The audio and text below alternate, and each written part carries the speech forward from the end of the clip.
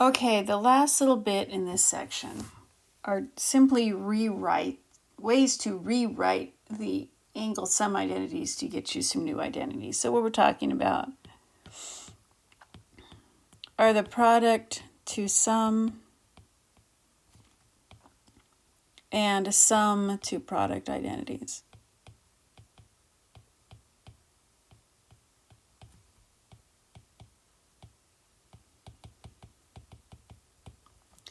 So let's just take a look at these.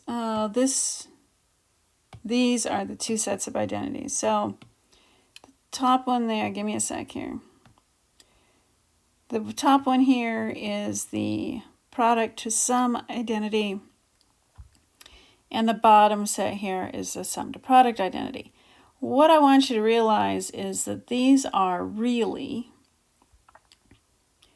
simply different ways to express the angle sum identities. And we need them so that we can handle these sorts of expressions, so that we can handle cosine alpha times cosine beta, and so that we can handle things like the sine of one angle plus the sine of another angle. And you'll encounter these in the homework, and so I'm going to do a couple of examples, and then I'm going to turn you loose. So let's do this one. Let's write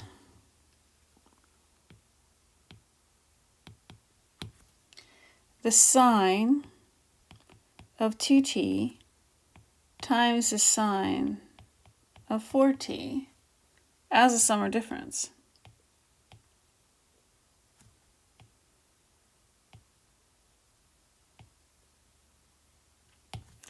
Okay, so we're going to go to our identities, and we're going to realize that we've got a sine of one angle times a sine of another angle, which means this guy. So the sine of 2t times the sine of 4t is equal to 1/2 times the cosine of 2t minus 4t minus the cosine of 2t plus 6t, which should be 1/2 times the cosine of negative 2t minus the cosine of 8t. Now we don't like that cosine of negative 2t. We're going to apply the negative angle identity. And remember that cosine is even, so this is going to be 1/2 times the cosine of 2t minus 1/2 times the cosine of 8t. And this is it. This would be our answer. All right, so the other thing that we might be asked to do is to do something like evaluate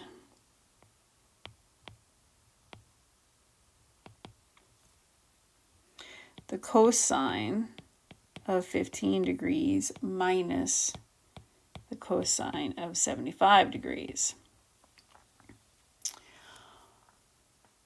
Okay, this is not immediately obvious what we're going to do because we want an exact answer, always, unless otherwise specified or you're solving a real-world problem. So what are we going to do here? Well, we're going to realize we've got a cosine minus a cosine. So it makes a lot of sense to apply the sum to product identity formula for cosine minus a cosine. So let's just see what happens. Sometimes we have to try a couple of things, but let's start with the obvious thing first. So according to that identity, the cosine of 15 degrees minus the cosine of 75 degrees is equal to negative 2 times the sine of 15 plus 75 divided by 2 multiplied by the sine of 15 minus 75 divided by 2, which is negative 2 times the sine of 15 plus 75, and these are all degrees. We should put those on there. 15 plus 75 is 90 divided by 2 is, oh, that's handy, 45 degrees. Multiplied by the sine of 15 minus 75 is negative 60 divided by 2 is negative 30 degrees. And now let's go ahead and apply that. Well, we can do this. So let's think about our unit circle.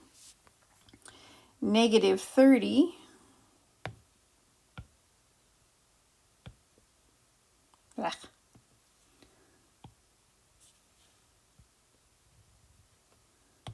So negative 30 is down here, which is the same thing as 330. So we know the sine of that angle. So let's do this. So first one's easy. Sine of 45 degrees is square root 2 over 2. The sine of negative 30 is the same thing as the sine of 330, which we know is negative 1/2. So what we end up with when we do a little bit of work is root 2 over 2. Okay. Hopefully this has been helpful. Let me know if you have any questions as you go through the homework. Thanks. I'll talk to you again soon.